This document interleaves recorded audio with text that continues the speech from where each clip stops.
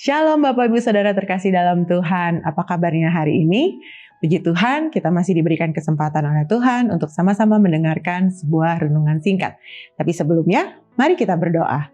Bapa, kami mengucap syukur untuk saat ini Tuhan. Terima kasih untuk kesempatan yang indah yang boleh kami terima Tuhan Yesus, di mana saat ini kami mau mendengarkan sebagian dari firman-Mu.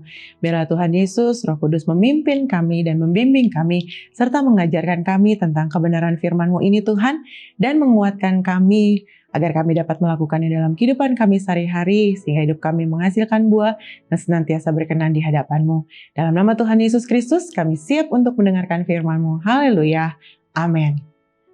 Saudara, saya bersyukur saat ini saya boleh diberikan kesempatan kembali untuk menyampaikan sebuah renungan singkat bagi kita semua, saudara.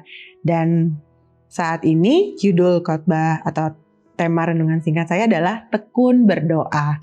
Kita sama-sama melihat dalam Kolose 4 ayat yang kedua. Bertekunlah dalam doa dan dalam pada itu berjaga-jagalah sambil mengucap syukur, saudara. Ada kata bertekunlah dalam doa. Mungkin tentang doa ini sudah sering kali kita dengar, saudara ya. Oh iya doa, oh iya saya tahu kok tentang doa, saudara. Tapi ternyata doa bukan sekedar berdoa saja. Bukan hanya berdoa makan atau pagi bangun tidur berdoa atau berdoa ketika malam mau tidur, saudara. Bukan berdoa yang hanya seperti itu. Tetapi ada kata bertekunlah dalam doa. Tekun di sini berarti bersungguh-sungguh, saudara. Bersungguh-sungguh ketika kita mengerjakan sesuatu dengan kesungguhan hati, maka hasilnya akan menjadi lebih baik. Dan tekun di sini juga berarti kita melakukannya secara terus-menerus dalam kehidupan kita sehari-hari, tanpa terputus, saudara.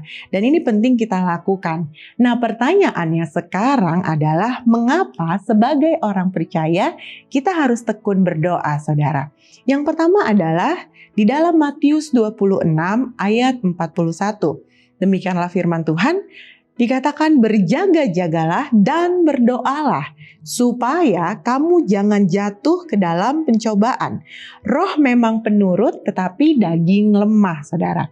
Ini adalah ayat atau perkataan Tuhan Yesus sendiri ketika itu kepada murid-muridnya ketika dia berada di dalam Taman Getsemani, saudara. Yesus katakan bahwa berjaga-jagalah dan berdoalah. Jadi poin yang pertama, kita harus senantiasa tekun berdoa adalah supaya kita tidak jatuh ke dalam pencobaan, saudara.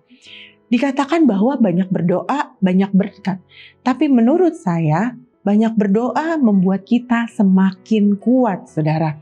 Karena berkat akan datang dengan sendirinya ketika kita hidup taat dan sungguh-sungguh di dalam Tuhan.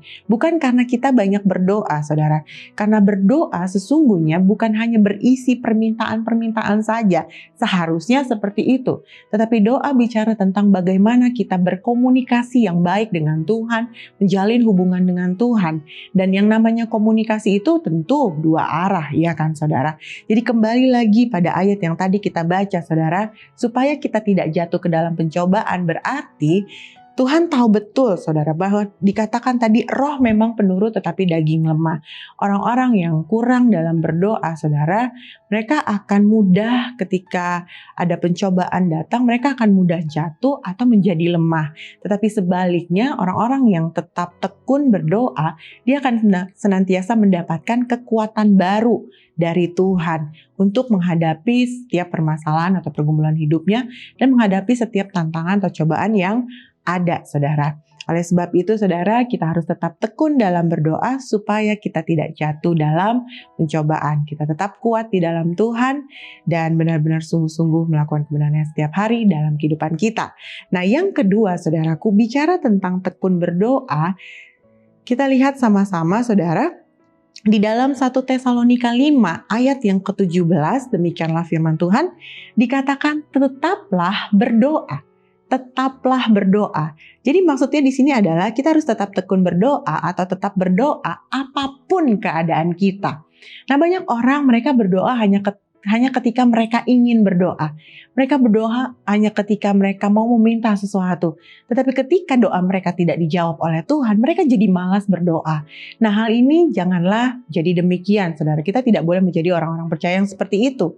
Tapi sebaliknya kita harus menjadi orang percaya yang tetap berdoa, tetap tekun berdoa apapun keadaan yang sedang kita hadapi. Itu yang paling penting, saudara. Nah, kita melihat salah satu tokoh di Alkitab, yaitu di Perjanjian Lama, yang bernama Daniel, saudara.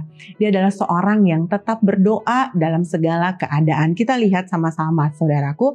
Saudara bisa baca nanti di dalam Daniel 6 maksud saya, ayat 1 sampai 29. Ini adalah kisah di mana Daniel berada di dalam gua singa, saudara. Jadi cerita awalnya itu di ayat 1 sampai 8, saudara dapat melihat bahwa ketika itu Daniel hidup di zaman Raja Darius, dan ketika itu Raja Darius mengangkat 3 orang untuk menjadi pejabat tinggi bagi dia, saudara, di negerinya pada saat itu atau di kerajaannya. Dan ternyata Daniel adalah salah satu yang diangkat menjadi pejabat tinggi tersebut, saudara. Tapi ternyata para pejabat-pejabat yang lain atau para wakil raja yang lain, mereka menjadi iri. Kenapa sih kok Daniel yang dipilih, saudara? Nah, singkat cerita, mereka bermufakat untuk menjatuhkan Daniel atau untuk menurunkan Daniel jadi pejabat tinggi tadi, saudara. Lalu mereka mulai mencari kesalahan Daniel. Ternyata mereka tidak menemukan sebuah kesalahan atau kelalaian dari seorang Daniel selain ketika mereka melihat Daniel beribadah kepada Allahnya, saudara. Karena Daniel adalah seorang yang sungguh-sungguh dalam beribadah kepada Tuhan ketika itu.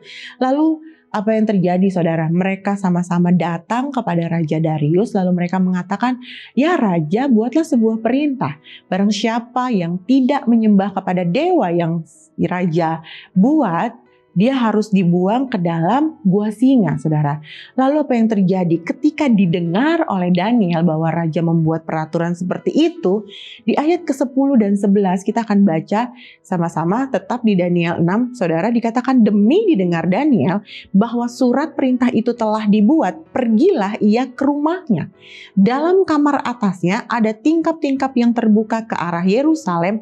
3 kali sehari ia berlutut, berdoa serta memuji Allahnya seperti yang biasa dilakukannya, saudara. Lalu di ayat yang ke-12 dikatakan, lalu orang-orang itu bergegas-gegas masuk dan mendapati Daniel sedang berdoa dan bermohon kepada Allahnya. Akhirnya apa yang terjadi, saudara? Mereka mengadu kepada Raja Darius, dan dengan berat hati Raja memasukkan Daniel ke dalam gua singa, saudara. Dan ketika itu, saudara, mujizat terjadi, pertolongan Tuhan terjadi, dan ketika keesokan harinya, saudara, dilihat bahwa ternyata ketika Raja Darius datang ke tempat di mana Daniel berada di dalam kandang singa tersebut, saudara, Raja berkata seperti ini, saudara. Daniel, hamba Allah yang hidup, Allahmu yang kau sembah dengan tekun, telah sanggupkah ia melepaskan engkau dari singa-singa itu? Lalu kata Daniel, saudara, di ayat yang ke-22, ya Raja, kekalah hidupmu. Dan di ayat 23 dikatakan, Allahku telah mengutus malaikatnya untuk mengatupkan mulut singa-singa itu, sehingga mereka tidak mengapa-apakan aku. Karena ternyata aku tak bersalah di hadapannya, tetapi juga terhadap Tuanku ya Raja, aku tidak melakukan kesalahan. Saudara, engkau dapat melihat di sini, saudara, karena Daniel adalah seorang yang tetap tekun beribadah kepada Tuhan, tetap tekun berdoa. Apa yang terjadi? Tuhan menolong Daniel tepat pada waktunya. Tuhan Allah melakukan mujizat yang luar biasa, melakukan sesuatu yang tidak mungkin secara akal sehat manusia, saudara. Tetapi akhirnya pertolongan dari Tuhan diterima oleh Daniel pada saat itu juga. Sehingga apa yang terjadi, saudara? Raja memberikan perintah bahwa orang-orang harus menyembah Allahnya Daniel, sebab Allah Daniel adalah Allah yang hidup, saudaraku. Dan oleh sebab itu kita belajar belajar dari seorang Daniel. Kita harus tetap tekun berdoa. Kita harus tetap berdoa, saudara. Apapun keadaan yang sedang kita alami, dijawab atau tidak dijawab oleh Tuhan, kita harus tetap berdoa. Karena doa bukan hanya tentang permintaan kita, tapi doa adalah saat dimana kita mendengarkan apa maunya Tuhan untuk kita lakukan dalam kehidupan kita sehari-hari. Tetap semangat dalam menjalani hari-hari kita, saudaraku, dan milikilah perubahan dalam hati dan kehidupan kita sehari-hari. Demikianlah firman Tuhan, mari kita berdoa. Bapa, kami mengucap syukur untuk firman yang telah kami dengar saat ini Tuhan. Biarlah Tuhan Yesus kami dimampukan, kami dikuatkan Tuhan untuk menjadi orang-orang percaya yang tetap berdoa, tetap tekun berdoa Tuhan Yesus dalam kehidupan kami sehari-hari Bapa. Sehingga Tuhan Yesus kami tidak jatuh dalam pencobaan, kami tetap kuat di dalam Tuhan.